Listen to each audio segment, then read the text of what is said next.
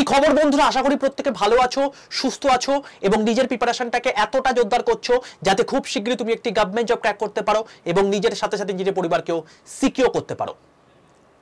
তো welcome to আড্ডা 2% Bengali official YouTube channel. আমি তোমাদের সাথে সুদীপ্ত স্যার। আজকে মূলত আমি WBSLST অর্থাৎ 2016 যে নতুন রিক্রুটমেন্ট প্রসেস আমাদের শুরু হয়েছে, যেখানে সবচেয়ে বেশি ভ্যাকেন্সি আমরা দেখতে পাচ্ছি সায়েন্স গ্রুপে, এবং সায়েন্স গ্রুপের মধ্যেও যদি বলি সবচেয়ে বেশি ভ্যাকেন্সি কোথায় রয়েছে 9-10 এর কিন্তু আমাদের ফিজিক্যাল সায়েন্সে, যেখানে সায়েন্স পড়াবার লোকই নেই।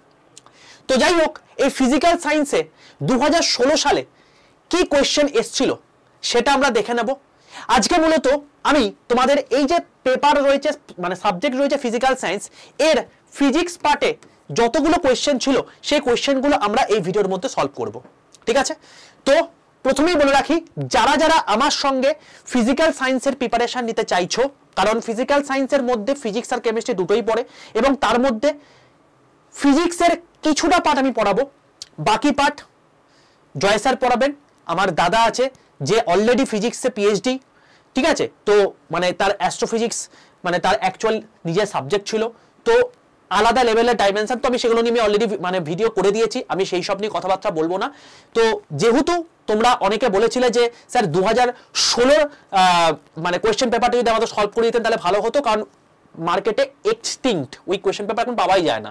তো সেই রিলেটেড আমি একজনের কাছ থেকে আমি কোয়েশ্চেন পেপার পেয়েছি এবং সেই রিলেটেড তোমাদের কিন্তু আমি এখন ভিডিওটা করে দিচ্ছি, এবং এখানে আমরা মূলত ফিজিক্সের কোয়েশ্চেনগুলো কিন্তু সলভ করব। ঠিক আছে? তবে সলভ করার আগে তোমাদেরকে বলে রাখি, যারা যারা আমার হোয়াটসঅ্যাপ গ্রুপে যুক্ত নেই, প্রত্যেকে কি করবে 62 91 95 4979, কেউ এই নাম্বারে ফোন করো না, ফোনে আমাকে জীবনে পাবে না, কারণ সারাদিন ফোন আসছে। ঠিক আছে? তো সেক্ষেত্রে তোমাদের এখানে হোয়াটসঅ্যাপে যাও, হোয়াটসঅ্যাপে গিয়ে জাস্ট একটা হাই লিখে পাঠাও, হাই লিখে পাঠায় দেখবে তোমাদের কাছে এরকম 5টা গ্রুপের লিঙ্ক চলে গেছে। এই 5টা গ্রুপের লিঙ্কের মধ্যে দেখবে রেল, ব্যাংক, প্রাইভেট জব, তোমার হচ্ছে WBSSC group CD, WBSLST physical science. Basically তোমরা যেহেতু ফিজিক্যাল সায়েন্সে প্রিপারেশন নিচ্ছ, তো আমি বলবো যে এই যে গ্রুপটা আছে WBSLST ফিজিক্যাল সায়েন্স, এই গ্রুপের মধ্যে প্রত্যেকে জয়েন করে যাও। এখান থেকে তোমরা কিভাবে তুমি জিনিসপত্র পাবে, কি করে আরো বেটার নিজেকে করতে পারবে, এই সমস্ত গাইডেন্স তোমরা এখান থেকে পেয়ে যাবে। সম্পূর্ণ ফ্রি হোয়াটসঅ্যাপ গ্রুপ, অতি অবশ্যই প্রত্যেকে যুক্ত থাকো। ঠিক আছে? আচ্ছা, এবার বলে রাখি, দেখো চাইলে আমি এখন বা অন্যান্য স্যাররা একাই করাতে পারে। ঠিক আছে? আমি বলতেই পারি যে আমি ফিজিক্স কেমিস্ট্রি সব একা করিয়ে দেবো, কিন্তু আমার সেটা সম্ভব নয়। তার কারণ আমার যে রেলের বাচ্চাগুলো রয়েছে, আমার যে মানে SSCর বাচ্চাগুলো রয়েছে, PSCর বাচ্চাগুলো রয়েছে, তারা প্রত্যেকে আশা করে রয়েছে, তাদের দায়িত্ব আমি অলরেডি নিয়ে নিয়েছি। আর তোমরা জানো আমাকে যে আমি যখন তোমাদের কোনো রকম কোনো দায়িত্ব নিই, তার নারী নক্ষত্র একদম বার করে রেখে দিই। ঠিক আছে? একদম তার কোয়েশ্চেন পেপার কিরকম হতে পারে কি না হতে পারে, আজকের ক্লাসটা দেখলেই বুঝতে পেরে যাবে সেই জিনিসপত্রগুলো। তো এই যে জিনিসপত্রগুলো আছে, আমি তখনই দায়িত্ব নেব যখন আমি পুরোপুরি এইগুলো থেকে বেরিয়ে আসতে পারবো। তো সেই জন্যই আমি যতটা পারবো ততটা হেল্প করব। বাকি তো আরো আমার থেকেও বেটার লোকজন রয়েছে যারা তোমাদেরকে এখানে গাইড করবে, এবং তোমরা অবশ্যই এখান থেকে কিন্তু অনেকটা বেনিফিটেড হবে। তো আর বিন্দুমাত্র এই না করে শুরু করা যাক। সবাইকে বলে রাখি যে এই যে ফিজিক্যাল সায়েন্স আমাদের পেপারটা হয়েছিল, এখানে কিন্তু ফিজিক্স আর কেমিস্ট্রি এই দুটো পেপার হয়েছিল। এবার এর মধ্যে আমি যদি বলি যে ফিজিক্যাল সায়েন্সের টোটাল 55 নাম্বারের আমাদের এর আগের বার পরীক্ষা হয়েছিল 2016 সালে। ঠিক আছে?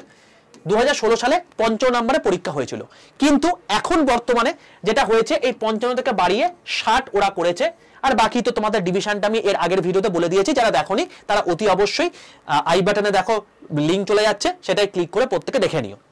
তো এই যে 60 নাম্বার আছে সেটা কি করে ডিভিশন হবে, আশা করি আমরা ভাবতেই পারি যে ফিজিক্স থেকে 30, কেমিস্ট্রি থেকে 30 এরকম ভাবে ডিভিশন করতে পারবে। তো কিন্তু এরকম কোনো ডিমার্কেশন করে দেওয়া নেই, তো ওরা যা খুশি দিতে পারে। তো এর আগের বার যেটা 55 ছিল তার রেসপেক্টে আমি বলছি, 55-এর মধ্যে আমরা দেখেছি যে কেমিস্ট্রি থেকে 30 নাম্বার কোয়েশ্চেন এসেছে, ফিজিক্স থেকে 25 নাম্বার কোয়েশ্চেন এসেছে। ঠিক আছে? এবার বলে রাখি, এই যে 30 নাম্বার কোয়েশ্চেন এসেছে বা এই যে 25 নাম্বার কোয়েশ্চেন এসেছে, বাবা এই জিনিসপত্রগুলো কিন্তু তোমাকে মাথায় রাখতে হবে যে কেমিস্ট্রির সিলেবাস কিন্তু ফিজিক্সের থেকে অনেকটা বেশি। সেই জন্যই বলেছিলাম যারা কেমিস্ট্রি অনার্স পড়েছে তাদের অনেকটা সুবিধা হবে এই পেপারটাকে সলভ করার জন্য, কারণ যারা কেমিস্ট্রি অনার্স পড়ে তাদের তো সাবজেক্ট ক্লাস রয়েছে এবং তার সঙ্গে সঙ্গে তারা ফিজিক্সটা অবশ্যই পাশে পড়েছে, তো সেই রেসপেক্টে তারা কিন্তু এই দুটোকে একসঙ্গে কভার করে নিতে পারবে। ঠিক আছে? তো সেই রেসপেক্টে তোমাদের কিন্তু ফিজিক্স এবং কেমিস্ট্রি দুটোকেই কভার করতে হবে এবং তোমাদেরকে এখন বর্তমানে আমি মূলত এই ফিজিক্সের 25টা কোশ্চেন সম্পর্কে এখন আলোচনা করব। ওকে, তো আর বেশি দেরি না করে আমরা শুরু করছি আজকের প্রথম কোশ্চেন দিয়ে। দেখো এই যে 25টা কোশ্চেন রয়েছে, এই 25টা কোশ্চেন তোমাদের শুরু হচ্ছে কোথা থেকে? এখান থেকে। তো একদম ফার্স্ট কোশ্চেন চলে আসছি 30 নাম্বার কোশ্চেনে, কারণ তার আগে আমাদের ছিল কেমিস্ট্রি কোশ্চেন ছিল। কেমিস্ট্রি কোশ্চেন আবার নয় কোনো একটা সময় আলোচনা হবে, ঠিক আছে? তো ওরা যে কোশ্চেনটা করেছে দেখে নাও, যে এখানে কিন্তু বাবা প্রথমেই ওরা এইটা হচ্ছে বাংলাতে দিয়েছে, তার নিচেরটাই তোমাকে ইংলিশে দিয়েছে। কি বলছে? একটি চতুষ্ফলের সমবিন্দুগামী বাহুত্রয় যথাক্রমে A vector i cap plus 2j cap, B vector 4j cap আর C vector j cap plus 3k cap vector ত্রয় দ্বারা প্রচারিত হলে চতুষ্ফলের আয়তন হবে হচ্ছে i j k, ভেক্টরগুলি তিনটে অক্ষ বরাবর একটি vector, what ever the thing is. তো সেক্ষেত্রে সোজা কথায় আমাদের যে চতুষ্ফলের সমবিন্দুগামী বাহুত্রয়ের যে ফর্মুলা সেটা আমাদের কিন্তু ইউজ করতে হবে। তো প্রথমে আমাকে কি করতে হবে? আগে আমরা লিখে নিই যে এ ভেক্টরে কি আছে। দেখে নাও, একদম ডিটেল সলিউশন তোমাদের করে দিচ্ছি এবং এতটা ডিটেলসের সলিউশন তোমরা কিন্তু গোটা ইউটিউবে ঘাটলে কোথাও পাবে না এবং এতটা ডেপথে, ঠিক আছে? চলো, এ ভেক্টর সমান আমাদের কি বলে দিয়েছে একবার দেখে নি। এ ভেক্টর সমান বলে দিয়েছে i cap plus 2j cap, i cap plus 2j cap. B vector সমান কত বলে দিয়েছে? বলে দিয়েছে 4j ক্যাপ, 4j ক্যাপ। আর সি ভেক্টর সমান কত বলে দিয়েছে? j cap plus 3k cap, j cap plus 3k cap, ঠিক আছে? এই হলো এবিসি আমাদের তিনটে ভেক্টর। এবার এদের যখন আমাকে বলতে হবে যে এদের আই জে কে রেসপেক্টে রিপ্রেজেন্টেশন, তখন আমরা কিভাবে করব? দেখো এখানে আমরা বলতে পারি I cap plus 2j cap plus 0k cap. দেখো জিরোর সঙ্গে কোনো কিছু জিনিস গুণ করলে, ইউনিট ভেক্টরকে গুণ করলে আলটিমেটলি আমরা জিরোই পাই। নেক্সট সেম কেস আমি যদি বলি এখানে 0i cap plus 4j cap plus 0k cap, একই ব্যাপার। 0i ক্যাপ প্লাস 3k, 3 তো নেই এখানে, কোথায় আছে? j cap, only j cap মানে 1j ক্যাপ আছে আর তার সঙ্গে তোমার কি 3k ক্যাপ রয়েছে।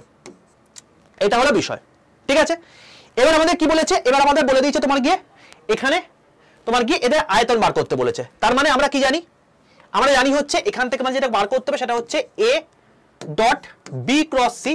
এই ভেক্টরটা যদি বার করতে পারি তাহলে আমাদের অ্যান্সার বেরিয়ে যাবে। এবার আমাদের বি ক্রস সি বার করতে হবে, সোজা কথা হচ্ছে এটা। তো বি ক্রস সি বার করার জন্য আমরা কি করব? আমরা ফার্স্টে বি ক্রস সি বার করে নিই, B vector cross C vector, ঠিক আছে? স্পুন ফিডিং করানো সম্ভব নয়, তোমাদেরকে যেগুলো দরকার, যে রেসপেক্টে দরকার, যারা পড়েছো অবশ্যই এখন রিক্যাপ করতে পারছো আশা করি। এবার যখন আমাদের ক্রস প্রোডাক্ট থাকে তখন আমরা কি করতে পারি? আই ক্যাপ, আমি একদম যতটা ডেপথে বলা যায় ততটা ডেপথে বলছি, একদম এত কোষে কোষে, ঠিক আছে? পরীক্ষায় কিন্তু এত টাইম পাবে না, তোমরা একদম মুখে মুখে করতে পাবে।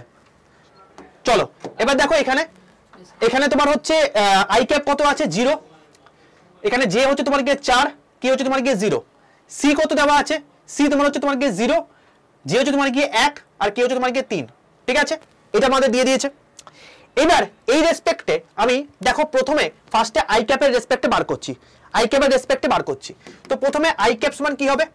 দেখো যখন আমি যেটা বার করব তার রেসপেক্টে এটা গুণ, মানে এই দুটো গুণ করে কি করতে হয়? আমাদের বিয়োগ করতে হয়, তাই তো? তাহলে সেক্ষেত্রে 4 3 12, 12 মাইনাস 1, 4 3 12, 4 3 12 এবং 12 মাইনাস 1 কি হবে? তার কারণ হবে না, কারণ এই দেখো এইটার সঙ্গে যে গুণ আছে 4 3 12 হচ্ছে, জিরোর সঙ্গে 1 গুণ করলে কি হয়? 0 হয়ে যায়। তাহলে সেক্ষেত্রে আমি কি বলতে পারি? আমি বলতে পারি 12 মাইনাস 0 মানে কি হলো? 12 আই ক্যাপ হয়ে গেল। নেক্সট আমরা যদি বলি তারপরে জে ক্যাপ, জে ক্যাপের ক্ষেত্রে কি বলবো? এইটাকে বন্ধ করে দিলাম। এবার যদি এটাকে বন্ধ করে দিই তাহলে দেখো 0 0, এটার সঙ্গে এটা গুণ করলে 0 হচ্ছে, এটার সঙ্গে এটা গুণ করলে 0 হচ্ছে, তাহলে 0 0 হলে কি হয়? 0 হয়ে যাচ্ছে, তাহলে 0 জে ক্যাপ হয়ে যাচ্ছে। প্লাস কে ক্যাপের যে আমরা কি বলতে পারি? এগুলো দেখো আমি তোমাকে বোঝাবার জন্য এতটা ডিটেলসে বলছি, কিন্তু পরীক্ষার সময় কিন্তু এগুলো তুমি চোখের নিমিষে দেখে করতে পারবে। নেক্সট কে ক্যাপের জন্য কি করবে? দেখো এটার সঙ্গে 0 গুণ করলে যেটা হয়, এটার সঙ্গে 0 গুণ করলে কি হয়? 0ই হয়। তাহলে 0 প্লাস 0 মাইনাস 0 কি হয়? 0 হবে। তাহলে এটাও কি হলো? 0 হয়ে গেল। তাহলে আলটিমেটলি এদের যে প্রোডাক্টটা হলো সেটা কি হলো? 12 আই ক্যাপ। এটা হয়ে গেল আমাদের এদের প্রোডাক্ট, ঠিক আছে? বার করতে কি হবে? বার করতে এটা হবে সেটা হচ্ছে A vector B cross C vector, এটা হচ্ছে গল্প। এবার এ ভেক্টরের মান কত আছে, i cap plus 2j cap, এবং এর সঙ্গে কি গুণ আছে, এর সঙ্গে তোমার গুণ আছে 12i ক্যাপ, তাই তো? এবার তুমি বলো i এর সঙ্গে i হবে, কিন্তু i এর সঙ্গে j তো হবে না। তার কারণটা কি? তার কারণটা হচ্ছে এরা একে অপরের সঙ্গে 90 ডিগ্রি অ্যাঙ্গেল করে থাকে, আমরা জানি প্রত্যেকে।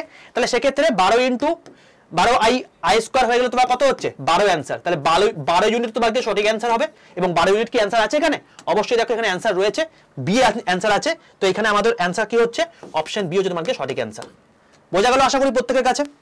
পুরো জিনিসটা করে দেখালাম, বাট পরীক্ষার ক্ষেত্রে এই যে এই স্টেপটা তোমাদের লেখার দরকার নেই, এই যে এত বড় স্টেপটা তোমার লেখার দরকার নেই, শুধুমাত্র জাস্ট এগুলোকে চোখে চোখে দেখে তুমি করে দিতে পারবে, ঠিক আছে? তো তুমি এই জিনিসটাকে তোমাকে এটা বুঝে নিতে হবে। চলে আসছি, চলো নেক্সট কোশ্চেন, 32 নম্বর কোশ্চেন। 32 নম্বর কোশ্চেন কি বলেছে দেখে নি। 32 নম্বর 31 নম্বর কোশ্চেন। তাহলে আমাদের এখানে 31 নম্বর কোশ্চেনটা কি বলছে? 31 নম্বর কোশ্চেনটা বলছে সমরেখায় গতিশীল দুটো বস্তুর স্থিতিস্থাপক সংঘর্ষের ফলে, অর্থাৎ ইলাস্টিক কলিশন হওয়ার ফলে তাদের মধ্যে কোনো শক্তির হস্তান্তর হয় না। প্রথম কথা বলেছে, সবার প্রথম আমাদের বুঝতে হবে ইলাস্টিক কলিশন বলতে কি বোঝায় এবং ইলাস্টিক কলিশনের ফলে আমাদের কি হয়। দেখো, ইলাস্টিক কলিশন যখন হচ্ছে তখন আমাদের যে টোটাল মোমেন্টামটা রয়েছে, টোটাল মোমেন্টাম বলতে তোমাদের হচ্ছে ভরবেগ, টোটাল ভরবেগটা হচ্ছে কনজার্ভ থেকে থাকে, এটা হলো প্রথম কথা। দ্বিতীয় কথা কি, টোটাল যে কাইনেটিক এনার্জি, এই টোটাল কাইনেটিক এনার্জিটাও কনজার্ভ থেকে থাকে। এই দুটো জিনিস কনস্ট্যান্ট থাকে বা কনজার্ভ হয়, ঠিক আছে? তো এই দুটো কি হচ্ছে, কনস্ট্যান্ট থাকছে। এবার বক্তব্য হচ্ছে যে তাদের মধ্যে কোনো শক্তির হস্তান্তর হয় না, এটা কি কখনো হতে পারে? আমি ভাই এইটা স্থিতিস্থাপক সংঘর্ষ গেলামই না, এমনি প্লেন কোনো একটা বস্তুকে যখন তুমি নিচের থেকে উপর দিকে ছুড়ে দেবে তখন ভাই গতিশক্তি কি হচ্ছে, কমছে, স্থিতিশক্তি বাড়ছে। আবার উপর থেকে যখন নিচে পড়ছে তখন কি হচ্ছে, গতিশক্তি বাড়ছে, স্থিতিশক্তি কমছে, মানে শক্তির রূপান্তর হচ্ছে। কিন্তু টোটাল মেকানিক্যাল এনার্জি যদি বলি, মানে কাইনেটিক এনার্জি প্লাস তোমার হচ্ছে পোটেনশিয়াল এনার্জি, যেটাকে টোটালটা সাম আপ করলে আমরা mgh পাই, যেটা আমি তোমাদেরকে ক্লাসেও বলেছিলাম, সেটা কি হয়ে থাকে, কনস্ট্যান্ট হয়ে থাকে। তো এখানে যেটা বলা হয়েছে, এখানে কিন্তু শক্তির হস্তান্তর ভাই হয়, প্রত্যেকটি জায়গাতে শক্তির রূপান্তর হয়, কিন্তু টোটাল এনার্জিটা কনজার্ভ থেকে থাকে।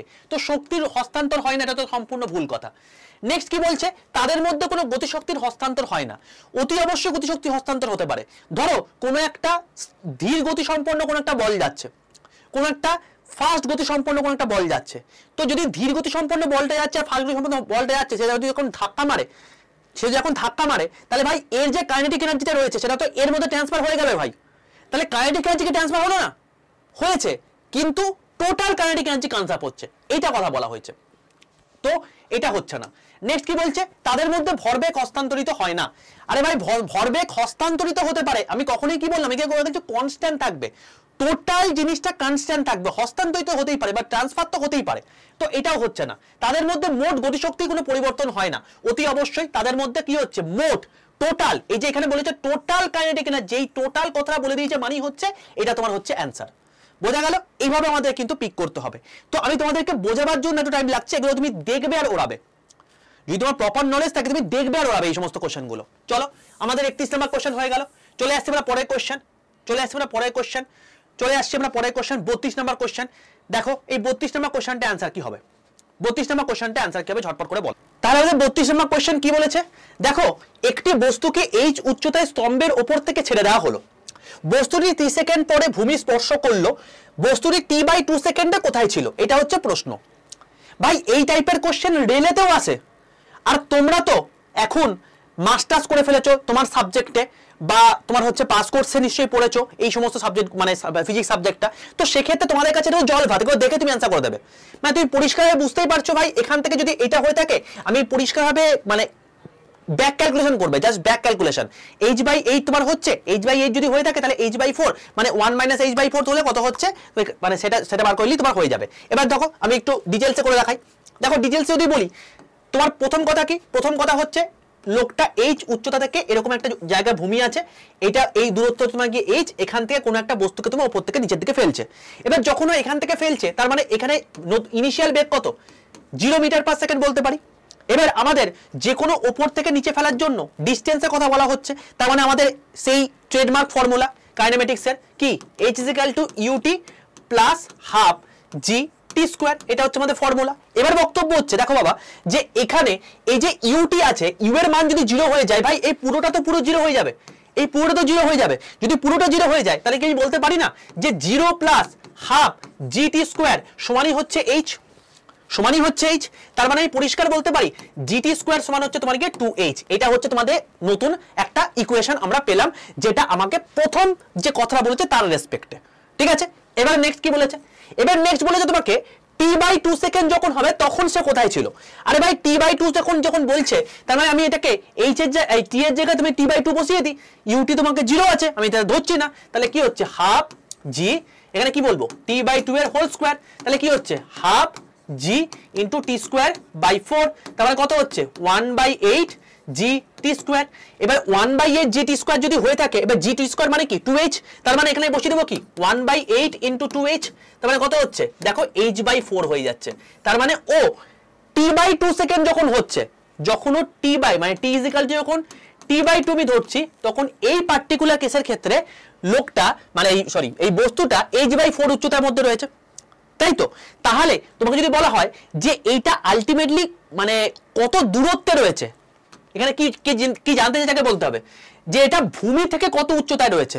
ভাই ওপর থেকে কত নেমেছে সেটা বলেনি, কিন্তু এটা ভূমি থেকে কত উচ্চতায় রয়েছে, মানে ও যেটা নেমেছে এই t/2 সেকেন্ডে, এ কিন্তু এখান থেকে দূরত্বটা বলেছে h/4, আর অ্যানসার কি চেয়েছে? অ্যানসার চেয়েছে এখান থেকে এখানে।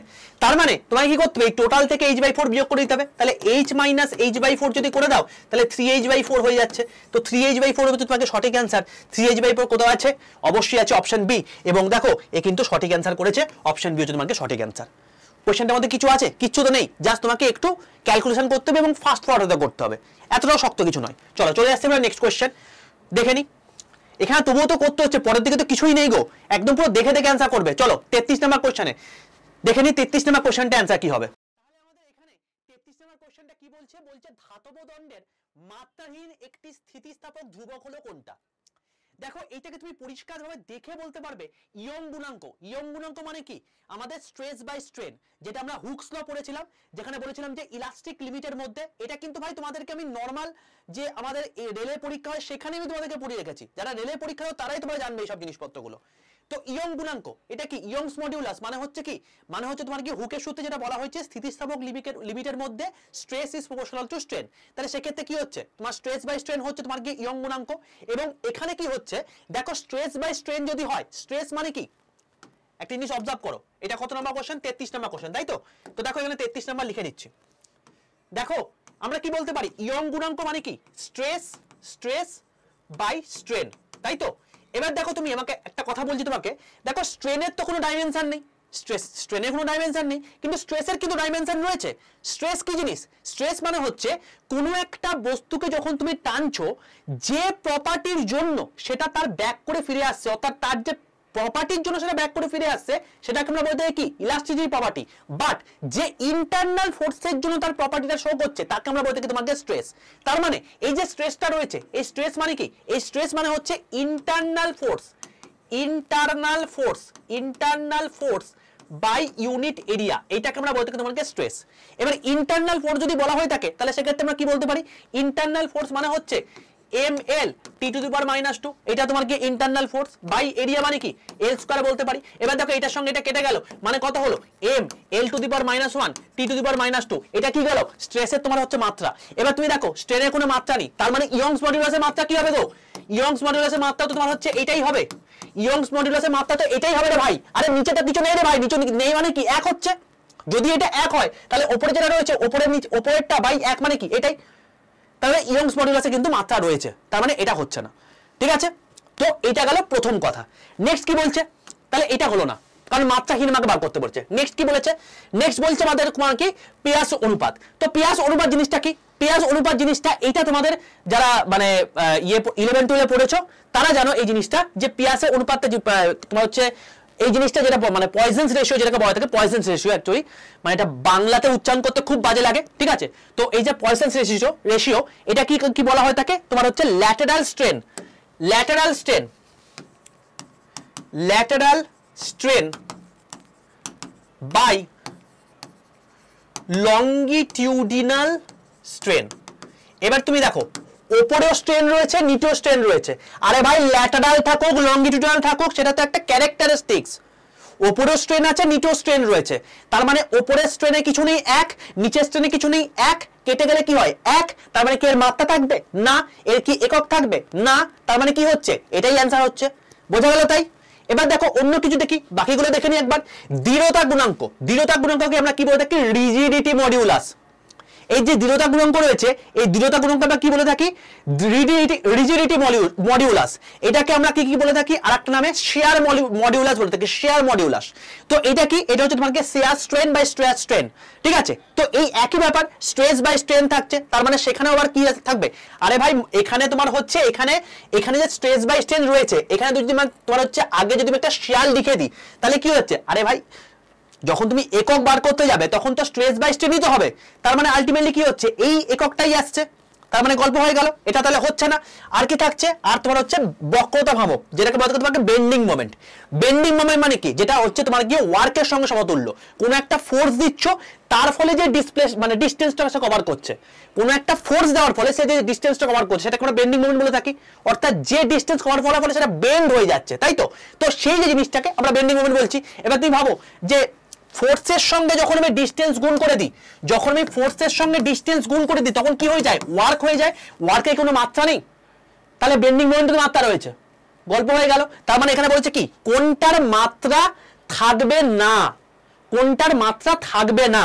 তো এখানে ইয়ং গুণাঙ্কের মাত্রা অবশ্যই রয়েছে, দৃঢ়তা গুণাঙ্কের মাত্রা অবশ্যই রয়েছে, বক্রতা ভ্রামকের মাত্রা অবশ্যই রয়েছে, পেঁয়াজের অনুপাতে মাত্রা নেই, তার মানে এইটা হচ্ছে না। কিন্তু এখানে কি বার করতে বলেছে? এটাই অ্যান্সার বার করতে বলেছে, তো এটাই হচ্ছে তোমার কি অ্যান্সার। একদম ঠিক করেছে। বোঝা গেল কেসটা? তো 33 এর কোশ্চেনের অ্যান্সার হচ্ছে কি? Option B. তো এগুলো তোমাকে মাথায় রাখতে হবে। চলে আসছে আমরা নেক্সট কোশ্চেন। নেক্সট কোশ্চেন আমাদের চলে এসছে, দারুণ কোশ্চেন একটা, 34 নম্বর কোশ্চেন। দেখি এটা কি অ্যান্সার করতে পারে 34 নম্বর কোশ্চেনটা ঝটপট করে। দেখো 34 নম্বর কোশ্চেন কি বলছে। তাহলে এই 34 নম্বরের কোশ্চেনটা আমরা পরিষ্কার বুঝতে পারছি যে আমাদের আর্কিমিডিস প্রিন্সিপাল থেকে দিয়েছে। তো দেখো বলছে তরলে পূর্ণ নিমজ্জিত বস্তুর ঘনত্ব যদি সংশ্লিষ্ট তরলের ঘনত্বের সমান হয়। আমরা আর্কিমিডিসের প্রিন্সিপাল কি জানি? আমরা আর্কিমিডিসের প্রিন্সিপাল এই জিনিসটাই জানি যে যদি আমাকে এরকম টাইপের জিনিস দেয় যে ভি রো হচ্ছে তোমার গিয়ে এল লিকুইডের যদি হয় এবং গ্র্যাভিটি এইটার সমান v rho into s into g যদি হয়, তখন এই টাইপের কেসের ক্ষেত্রে বস্তুটা কি হয়? ভাসে, তাই তো? এবং এই যে জিনিসটা আছে সেটা হচ্ছে কি? এর ওয়েটের সঙ্গে আপথ্রাস্ট সমান যখন হয় তখন এই জিনিসটা হয়ে থাকে, ঠিক আছে? এবার দেখো আমি তোমাকে যখন বলছি যে যখন এই যে rho of solid is greater than rho of liquid হয়ে যাবে, ভাই সলিডের যখন ঘনত্বটা লিকুইডের থেকে ঘনত্বের থেকে বেশি যখন হয়ে যাবে তখন আমরা পরিষ্কার বলতে পারি এই যে জিনিসটা আছে এটা কি হবে?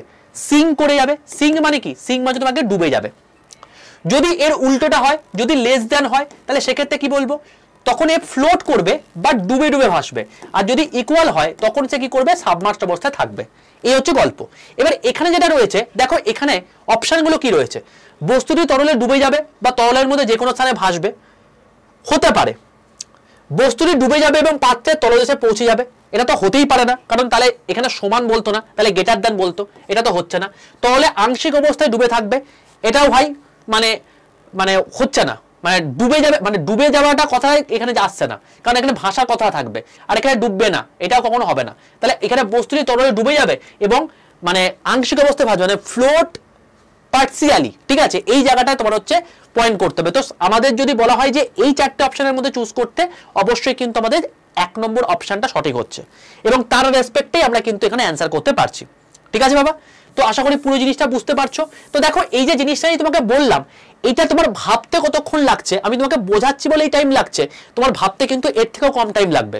তো তোমায় কিন্তু এই যে আগের কোয়েশ্চেনটা যেটা করলাম, এই যে আগের কোয়েশ্চেনে তোমাদের যে করালাম, এই যে আগের কোশ্চেনটা যেটা করলে, এই কোশ্চেনটা তুমি দেখেই অ্যান্সার করবে, এইটা হবে না, এটা হবে না, এটা হবে না, এটা হবেই, ঠিক তেমনি হবে, এটা দেখেই অ্যান্সার করবে। তো এইগুলো তোমার কিন্তু বেশি সময় লাগবে না, ঠিক আছে? তো কারণ আমাদের কিন্তু 60 মিনিটে 60টা কোশ্চেন করতে হবে, মানে এক একটা কোশ্চেনের জন্য 1 মিনিট 2 মিনিট টাইম দাও।